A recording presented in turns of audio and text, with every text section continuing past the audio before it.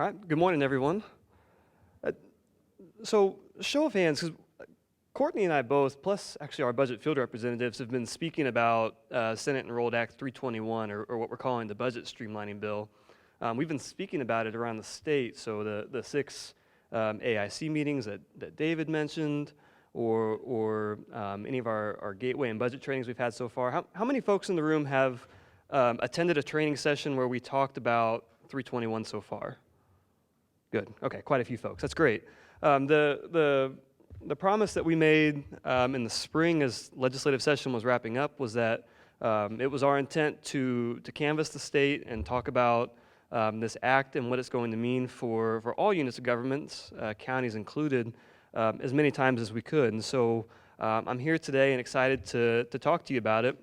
The content's going to be similar to what we talked about at the AIC meetings. It's going to go a little bit more in depth than the training sessions, the gateway and budget training sessions.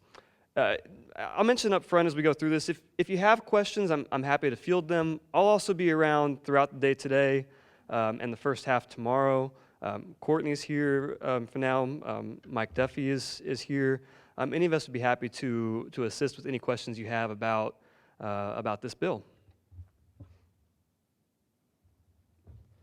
So, Senate Enrolled Act 321 came out of the 2016 legislative session. It was a cooperative effort from a variety of parties, a lot of county folks included, and AIC. DLGF had an active role, and the Office of Management and Budget more broadly did. And even leading up to the legislative session, there were a lot of meetings discussing what this could be, what it could look like, how we could attempt to draft it in the way that was most workable for units of government. And in the time since the session, as we've presented on the final outcome, what it looks like, it's been really well received so far, and I hope that's going to be the case today as well. So we'll start going into some of the details. So at a summary level, Senate Enrolled Act 321, it made changes to, frankly, a lot of the budgeting process. And there are a few changes even outside of 321 that relate to property assessments. And so it begins at the property assessment level and works its way all the way through the final budget order certification date with a lot of steps in between. So for property assessments, we've got sort of a diagram on the screen that discusses a lot of the assessor's roles and sort of documents how data is transferred from the county assessor to the auditor. There are a few changes to this process that help facilitate some of the changes that impact your offices down the line. Actually, I hope that what we're able to demonstrate through this presentation and through our discussions of the Act is that it's really a comprehensive bill where each individual component leads toward the end goal of well, more transparent budgets, but also earlier budget certifications a couple years from now. So one of the changes relates to ratio studies. If you've ever worked in the assessor's office, or of course if you have familiarity with the assessor's office, the ratio study is a comparison of assessed values to sales in a given county. Up until now, there's never actually been an official deadline for when a ratio study has to be submitted to DLGF. That changes next year. So officially in 17 Pay 18, the deadline becomes March 1st. We actually recommended this year that folks have their ratio studies in by March 1st. And as we sit here now in the middle part of May, most ratio studies have been approved, so that process has been moving along pretty well. So deadline-wise, it's not going to feel a lot different. It's just that it officially goes into place next year that we're going to be looking for those ratio studies by the beginning of March. Personal property filing, there actually are no changes here. The deadline has been May 15th, and the deadline remains May 15th. This is an important date for the assessors that you work with, because as they work to roll data over to your office, oftentimes these filings that come in close to the deadline are one of their largest obstacles to having early rolls. So this date remains the same as it always has. However, the roll date from assessors to auditors is going to undergo a change starting next year. So for this year, when we see the years up here, 2017, 2018, 2019, that's referring to the pay year, to the budget year. This year, the roll date remains July 1st for both real property and personal property.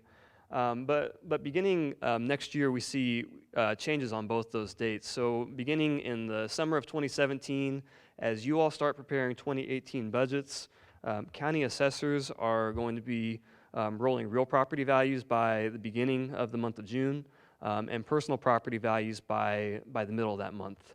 Part of the goal with earlier roll dates is we're hoping that helps to facilitate earlier submission of CNAV. So CNAV maintains the same deadline that it currently has. So auditors are required to certify net assessed values at the beginning of August. That's been the deadline, and that remains the deadline. There are a couple subtle changes. You submit CNAV through Gateway, and last year we rolled out a new application. It's called DCAF, and actually this afternoon Jeff Kuster is going to demonstrate some portions of DCAF and talk to you about it.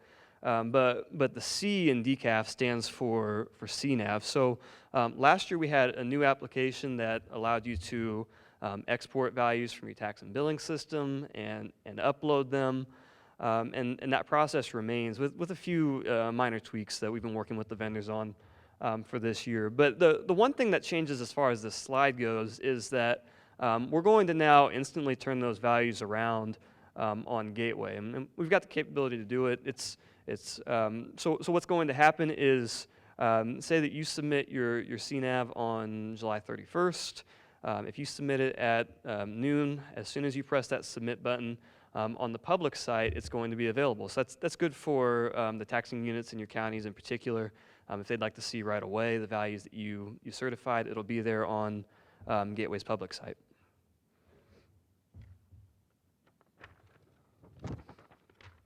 So there's an additional change to the CNAV process that takes place 2 summers from now. So in 2018, thinking about budget year 2019, this is a change from Senate Enrolled Act 321. So starting 2 years from now, instead of collecting exclusively taxing district level CNAVs, we're actually going to begin to collect parcel level CNAV. So the data is there to do it. It's within your tax and billing system. We have a couple years to work out the actual specifications for what this is going to look like. So we've already mentioned it to the vendors, and we've let them know this is a big project that's coming up that we're going to be working on, but we figured we'd make you all aware of it as well. 2 years from now, we're switching from taxing district exclusively CNAVs to parcel level CNAVs.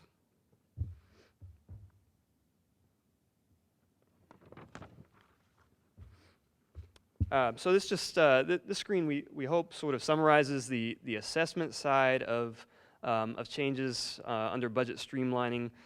Several of them impacted by Senate Enrolled Act 321. Any questions so far?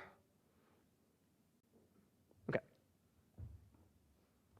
So now we'll talk about max levies. And we'll refer to max levies, at least for this presentation. The max levy environment, we're going to think about it in 3 different realms. So we're going to have levy-controlled funds, so your general fund, for instance. We'll talk about debt service, and then we'll talk about cumulative funds. So officially beginning next year, but perhaps in practice beginning in some ways even this year, but officially beginning next year, we're going to be looking to collect information on proposed debt issuances, excess levy, and cumulative fund establishments. And we're going to be working out the format in which we're going to collect that data, but it's going to be no later than the end of June. And that's going to facilitate some of the July deadlines that that we discussed. In practice, we may actually find ways to request some of this data this year, and you'll see why as we go through the presentation, but it's important to have the most true and accurate figures we can, so that we're calculating accurate maximum levies and circuit breakers, which start to impact some of the items we discuss through the rest of this presentation. So officially this one begins next year, but in practice, in the month of June, we're hoping to work with you all on collecting some of this data even sooner. Okay, so this slide has one of the first really big changes, and it's a requirement that's been imposed upon the department and that we're excited to work on, and that is we're going to be providing estimates of maximum levies to all taxing units in the middle of July, or by the middle of July. So it's officially before July 15th, so July 14th is the day to look out for. We're going to be providing estimates on maximum levies that can be used throughout the budget process during the month of July. So this slide, it documents the process to get to working maximum levy for prior years, and then what it's going to look like for this year as we start thinking about budget year 2017. And you'll notice a few key changes. Cadget PTRC isn't part of the equation anymore. It's actually not a 321 change. That came out of the 2015 legislative session. And then there's a change with the financial institutions adjustment, which is the last step before we get to working maximum levies. From last year's legislative session, House Enrolled Act 1485, it removed Cadget PTRC from the maximum levy formula. This change is important because officially we didn't know what Cadget PTRC amounts were going to be until October, and so if the goal is to have maximum levy data available in the month of July, we couldn't do it in as accurate a manner if we had to wait for October figures. There's a change, at least an official change on the AVGQ, or on the timeline by which SBA, the state budget agency, has to provide it to DLGF. So beginning next summer, they officially have to provide it before the month of July. And in practice, that's roughly their timeline anyway. And we need this figure for calculation of those maximum levies that we're going to be providing to you by the middle of that month.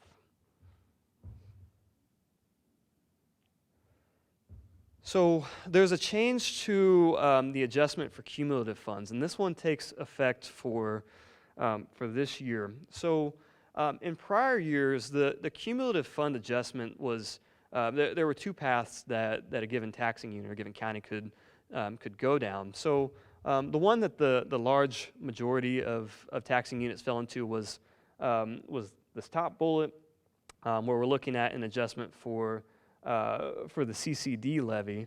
There also used to be a comparison between that levy and then it was a variety of cumulative funds. You'd take a comparison of levies for those to the levies in 1984, and it was the lesser of the two amounts. The lesser of the CCD levy or that comparison to 1984 ended up being the cumulative fund adjustment. So this process has been simplified. For everybody, it's going to be the CCD that's going to be the cumulative adjustment, and again, that's where the large majority of counties of taxing units already are.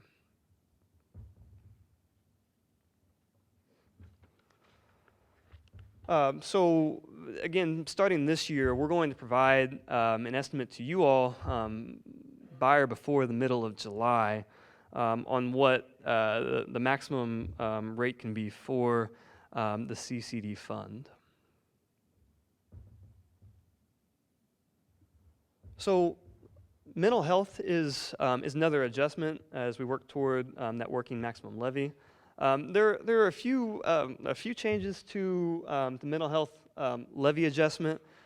So one that's important is similar to CCD.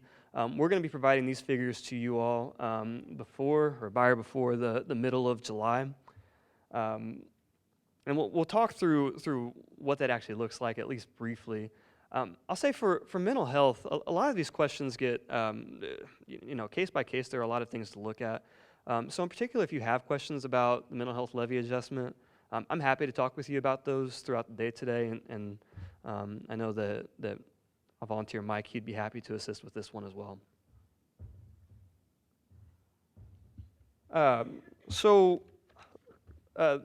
The formula itself is actually essentially the same as it's always been. You take the prior max multiplied by AVGQ. So as far as the math goes, the formula itself is pretty simple.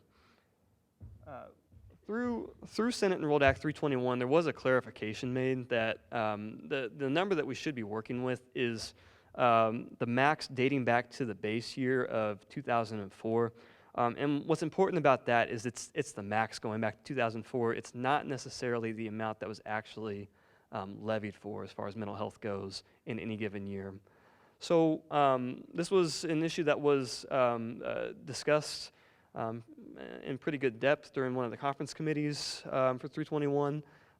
It's an issue that the mental health care providers are aware of, and for transparency, it's important for you all to be aware of it as well. So if anybody has questions about this mental health levy adjustment, I'm happy to talk with you about it throughout the day today.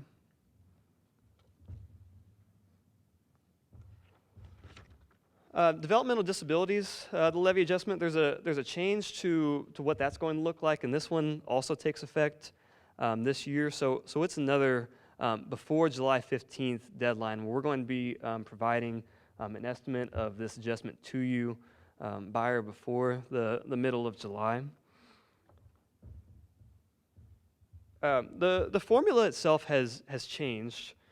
So the previous adjustment for developmental disabilities required net assessed values, and so this goes back to the idea where the goal is to be able to provide a maximum levy amount earlier in the summertime.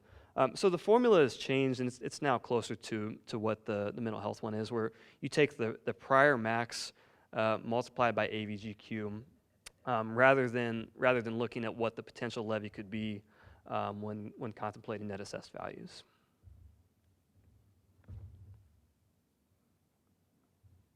So finally, on our levy-controlled funds, we have the financial institutions.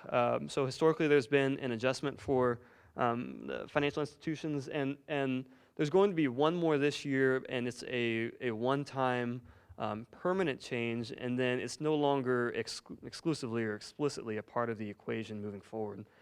So what's going to happen this summer is that we'll take the adjustment that was made for prior budget year, and that'll be added to your base this year. So it just becomes part of the base rather than a separate adjustment.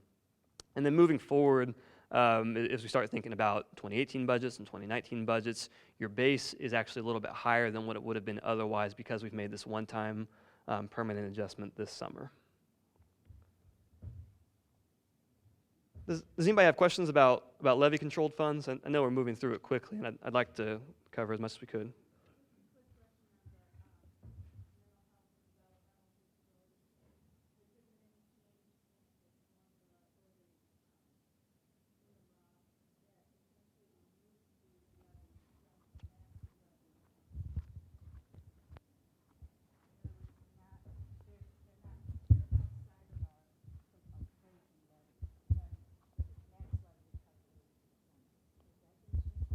Okay, so the question, if I'm understanding correctly, was, has there been any change to whether mental health and development of disabilities are outside of maximum levy? Am I understanding correctly? So it's an adjustment made, and it's been an adjustment that's been made in prior years. That part of it remains essentially the same, and that it's an adjustment to sort of that original max levy amount to arrive at that working maximum levy. I don't know if I understood. If I didn't understand your question correctly, we can talk afterward, and we'll talk through it. Okay, we're going to talk about debt service funds, and then we'll continue that by talking about rate-controlled funds. So there's a change that takes place 2 years from now, 2 springs from now. The official deadline is April 30th. So taxing units, counties included, are going to be encouraged to think about about their upcoming debt needs early in the process. So by April 30th, we're going to be looking to collect data on debt service obligations for the remainder of the year, plus for the following year. And the reason that's important, again, is to calculate a more accurate maximum amount for the summer, and to calculate accurate circuit breaker figures that can be provided during the summertime. So we're going to use the data that's provided in the springtime, again, 2 years from now, to calculate an estimate of debt service levies. The data that we're collecting, we're not positive on what the format of it is going to be yet, but that's a part that we still have to work on a couple of years from now.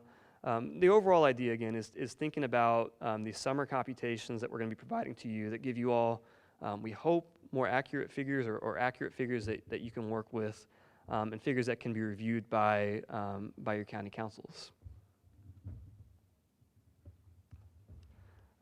So officially beginning in 18 Pay 19, though really in practice, probably beginning this year, estimates of debt levies, we're going to be providing those by the same before July 15th deadline. And the reason I say that this one is more likely to be a this year change, even if not formally stated that way through 321, is so that we can provide you with accurate figures or the best figures that we have for your maximum levy amounts, and so that the circuit breaker amounts that we calculate for individual tax bills are based on the best data that we have available to us. I keep referencing the circuit breakers, and in case you're not aware of what the changes, and we'll talk about it in a bit more depth, the second half of this, beyond just providing these maximum levy figures in the summertime, is that we're going to be providing estimates of circuit breaker figures, and then there are instructions in Senate Enrolled Act 321 for considering circuit breakers when formulating budgets. So each of these pieces where we talk about collecting data earlier and coming up with estimates of what levies are going to look like, they're all geared toward that goal of coming up with accurate amounts that we can provide so that they can be used during the budgeting process. So that's the summary of debt service funds. We'll talk about cumulative funds next, or rate-controlled funds. So similar to debt service, 2 springs from now, we'll have an April 30th deadline for establishment or reestablishment of cumulative funds. That deadline is during the summertime right now. It's a before August 2nd deadline. So this is going to require taxing units to think earlier in the prior year about any cumulative funds that need to be established or reestablished. So again, 2 years before we have to actually impose this one, but it's one to start thinking about even now. So again, this is an official deadline, so officially beginning in 18 Pay 19, though in reality or in practice, beginning in certain ways this summer. Before July 15th, DLGF is instructed to provide an estimate of the property tax rate that could be imposed for each cumulative fund that's established or that's being reestablished. There are a few things to consider when it comes to cumulative funds, and I know this is an area that most of you are quite comfortable with, but one thing to consider is the bottom bullet, and the way that we're going to be thinking about it when we come up with these estimates this summer is for a CCD fund that's in place without reestablishment, the tax rate can't be increased. So we're going to do the best we can to provide conservative estimates for what these levies and circuit breakers are going to be, but there are a few different constraints around each of the individual funds. So that's the overall maximum levy picture. A lot of changes, or at least a lot of things to think about, and most importantly, and most strategically, some earlier data being provided by the department that we hope is going to be usable by you all and by all taxing units when formulating their budgets. So we'll transition from maximum levies to begin talking about circuit breakers.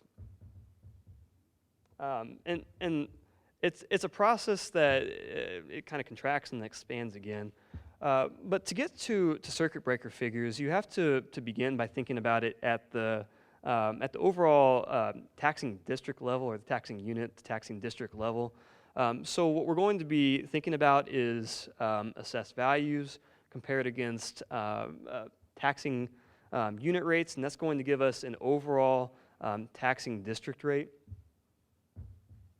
We'll then take those overall taxing district rates and compare them against parcel level assessed values to calculate an estimated circuit breaker impact on an individual tax bill or individual parcel level. And then once we've gotten down to sort of that micro level where we're thinking about the individual tax bill, then we're able to expand it back out and provide units with estimates on what their circuit breaker impact is going to be on their own level. So this is similar to data that you all have in your tax and billing systems. It's similar to a report that we publish in the springtime, where we think about what the circuit breaker impact is going to be on the taxing unit level. So that brings about the second really key date to have in mind, or the second really interesting change that takes place for this year. So before the end of the month of July, DLGF is instructed to provide estimates to each taxing unit on the amount of circuit breaker credits they can expect in the upcoming budget year. So we're going to use the best data that we have available to us to come up with these figures. It's most likely going to be calling upon prior year tax bills, because that lets us get down to the individual parcel level. If you're familiar with the pilot program, it borrows a lot of concepts from the way that the pilot program was executed. So I think the next three slides sort of summarize what this overall change is. It restates certain aspects of what we discussed, but it's officially in 18 Pay 19. So before August 1st, we're going to be providing an estimate of net property taxes. And so this is going to be a comparison of maximum levies to the circuit breaker figures that we've projected for each taxing unit. So the way to think about it is post-circuit breaker revenue. We know that in reality for larger taxing units in particular, and I would trust this is the case for a lot of counties, this is already a mentality that's been adopted by a lot of folks when they think about their budgets for the upcoming years. It's thinking realistically about the amount of figures, or the amount of dollars that a unit can expect to pull in. So this makes it more formal, and we think for some of the smaller taxing units, this is going to be something of an adjustment in the way they think about budgeting for the upcoming year. So there are a few things that we try to emphasize, or that we want to emphasize. One of them is that when we're thinking about these figures, we're going to assume that all taxing units come in at their maximum levies.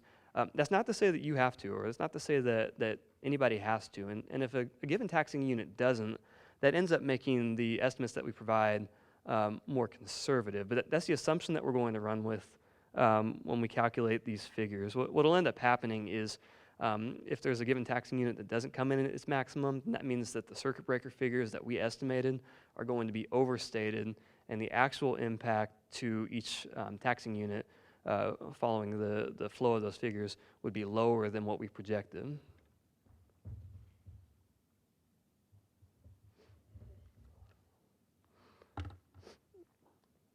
So one of the things that we're going to think about is the relationship of taxing units within taxing districts, and this is, I think, probably a place that you all are as well. This is a way that you think about things as well. But there are some interesting considerations for what one taxing unit's actions, or the implication that a taxing unit's actions have for other taxing units in the district.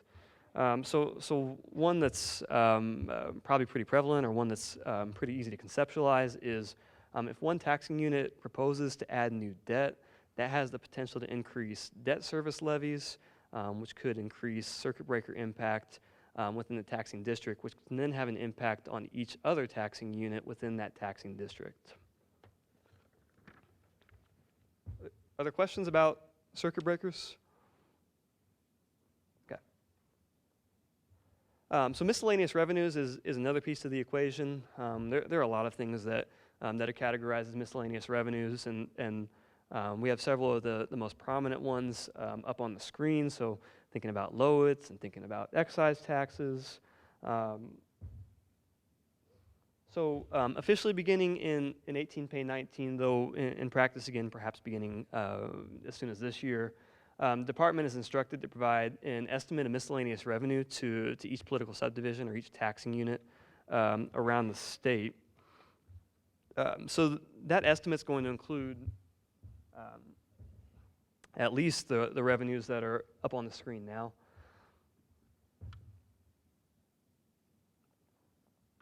As it is, we provide this data, or the department provides this data at budget workshops. It becomes more formalized in that it has to be provided officially by the department to everybody before the end of the month of July. 18 Pay 19 sees a change to LOIT estimates. So beginning that year, state budget agency has to provide LOIT figures to the department earlier than it currently does. So their deadline at the moment is August 1st. That's going to shift to become a May deadline. So we'll be able to work with estimates on what those LOIT figures are going to be earlier in the budget cycle. There's also a change for the department. So our estimates on unit level distributions are going to be due at the end of June or at the very beginning of July. These are figures that we've been providing at the end of the month of August. And actually for this year, it changes to where it's the middle of August. So that'll be an August 15th deadline. Okay, a change that I figure, or I trust is probably going to be pretty popular in the room, auditor certificate. So this one takes effect for this year. So Senate Enrolled Act 321 eliminated the requirement that county auditors complete the auditor certificate. The responsibility for that, yeah, we're getting applause. The responsibility for that data shifts to, as part of the miscellaneous revenue changes that we just talked through. So part of the goal with this, or part of hopefully what's a good outcome of this, is that it's less administrative work for you at the auditor's office, and in particular at a busy time of year. So I think that's a pro taxing unit, a pro county change, and one that's a positive outcome from this act.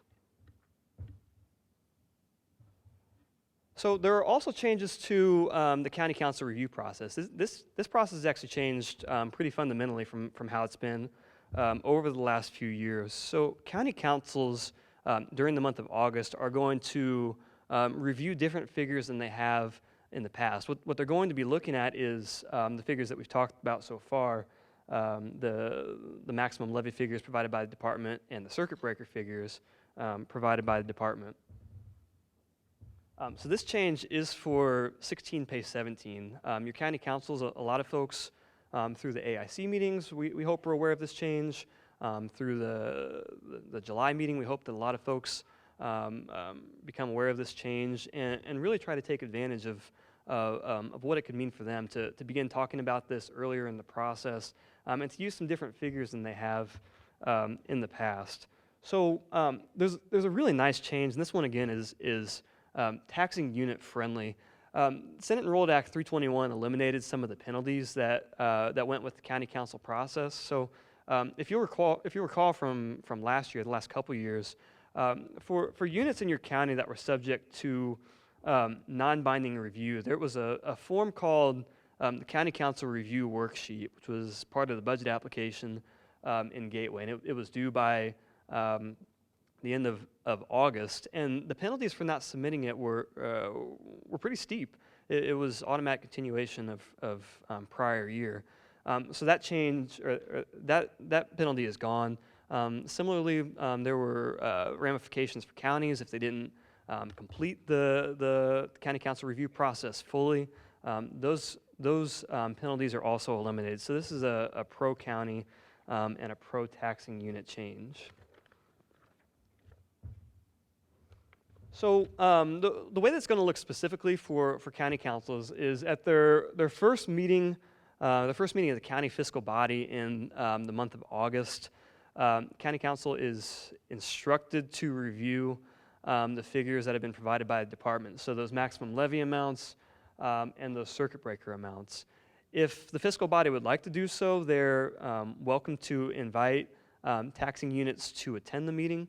If they'd like to discuss what the implications could be, or if they'd like to make recommendations for specific taxing units. For taxing units that do attend the meetings, in the same way that the fiscal body can invite them to attend, representatives of the taxing units have to be afforded the opportunity to speak, to talk about their plans for their upcoming budgets. So again, this one takes effect this year. At the conclusion of that meeting, the fiscal body has two options. They can develop a written recommendation and distribute that.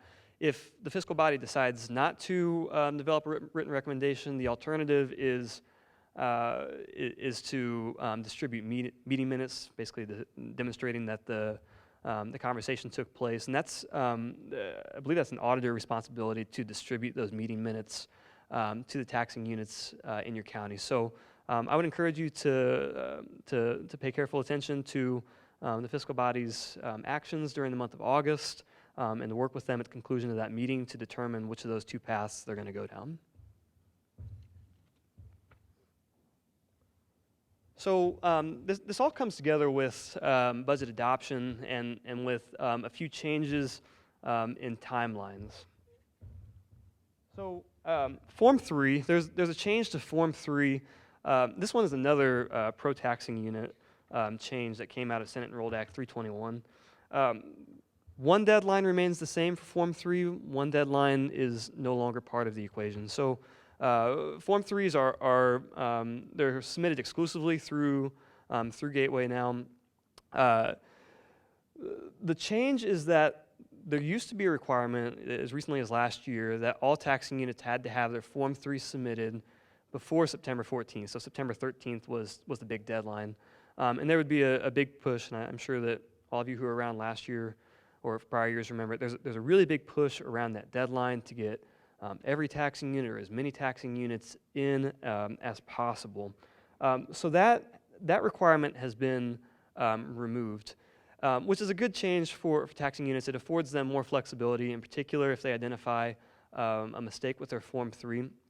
There is one piece of this change that I think is worth considering, and that's that the one advantage of having that firm deadline in is that it gave everybody a specific time to think about, the 10 days requirement aside. It gave everyone a really specific day to think about. So we all knew that if we were getting into the month of September and a unit's Form 3 wasn't in, it was time to start placing calls and emails. Without that given date, it's really important for counties and for taxing units to be cognizant of the 10-day requirement. And remember, they still do have to get their Form 3 in. But overall, less penalties, more flexibility for taxing units. It's a change that we think folks are going to be excited about. I will point out the 10-day requirement is still there. So it's important to have your Form 3 submitted at a minimum 10 days before your public hearing. There's nothing wrong with getting it in earlier, and if you'd like to turn it in earlier, of course, that's certainly okay. The contents of the Form 3 are largely similar, but there are a couple of key changes. So you'll advertise your budget. You'll advertise when your meeting is going to be, both your public hearing and your adoption meeting. The two things to think about are the second and fourth bullets. So the estimated maximum levy, as provided by DLGF, has to go onto the Form 3, and the estimated circuit breaker impact, again provided by DLGF, has to go onto the Form 3.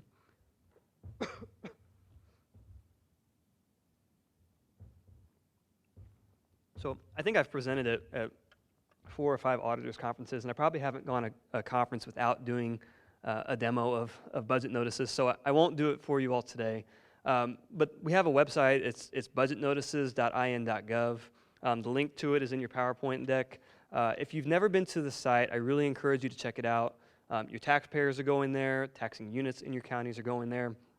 It's a way for a taxpayer to see Form 3 data from all of their taxing units in one place. We've got a neat feature where you can type in your address, and it'll use some GIS technology to locate taxing units that are applicable to the place you type in, or you can get there by clicking on a map. So again, one of the key changes to, or one of the key benefits of that September 14th change is there's more flexibility to a political subdivision if it notices an error in its Form 3. If you do notice an error in the Form 3, it's still important that it be submitted timely for your public hearings. You're going to want to think about 10 days before your public hearing. If you have questions as you get into Form 3, this is still a really important item to be careful about. If you have questions about your Form 3, if you're concerned about timeliness or about the requirements, really highly encourage you reach out to your budget field representative, reach out to any of us at the department central office. We're more than happy to work with you on it. Budget adoption deadline remains the same. This is a November 1st deadline. But there's a key change in the terminology or in the way that taxing units are instructed to think about their budgets beginning this year. And so that key change is that units are instructed to consider through 321 the net property tax revenue that they can forecast that they're going to collect. So what that means is formally considering or officially considering those estimates of circuit breakers when you're doing your budget adoption. So we'll talk a bit about what that's going to look like through the budget forms. But as we go through it, we've underlined the word budget twice on this slide, and this is really where we want folks thinking about it. We think conceptually this is probably the easiest way to think about what the impact is going to be on a county level or on a taxing unit level. We should be thinking about the budget side. And one change that we're hoping that taxing units avoid is the instruction isn't to lower your levy in the amount of circuit breaker. And if you do that, you're going to end up being hit twice because you're going to have the lower levy, and then there's still going to be circuit breaker impact from other taxing units in your taxing district. So we want folks thinking about it on the appropriations side of the ledger. Long term, probably 2 budget cycles from now, the vision is to change the Form 4B or the 16-line statement. In reality, we'd be flipping it on its head, where we're thinking about the revenue side before we're thinking about the appropriations side, and that's going to be a great change when we get it in place, and one that we're excited about. For the year or two before then, we're developing measures that are going to let taxing units get to the same place. So budget review, the process remains similar, but there are a few changes in terms of the depth of the review and a few changes to the timeline. So these changes take effect this year, the changes to the level of depth of budget reviews. And what you'll find is that it gives more ownership over the process to the local taxing units rather than to your field representative or to the department that's actually reviewing the budget. So on those max levy types that we talked about for the second and third types for debt service and for cumulative funds, those are going to go through the same review that they historically have. But for levy-controlled funds, so again, thinking about your general fund and others in that realm, there's a way for taxing units to get to a streamlined and a shorter review. So the way that we're thinking about this at the department is that there's a 3-pronged test. So there are sort of 3 different camps that a unit can fall into on its budgets. If a unit adopts levies that exceed the maximum levy, they go through the same review that they historically have. Similarly, if a unit adopts levies that are within the max, but the appropriations still aren't fundable, it'll go through the same level of review that it always has. But this third bullet is where we're hoping that a lot of taxing units end up. This is the one that gives you the most control. This is the one that allows for a more streamlined and efficient review.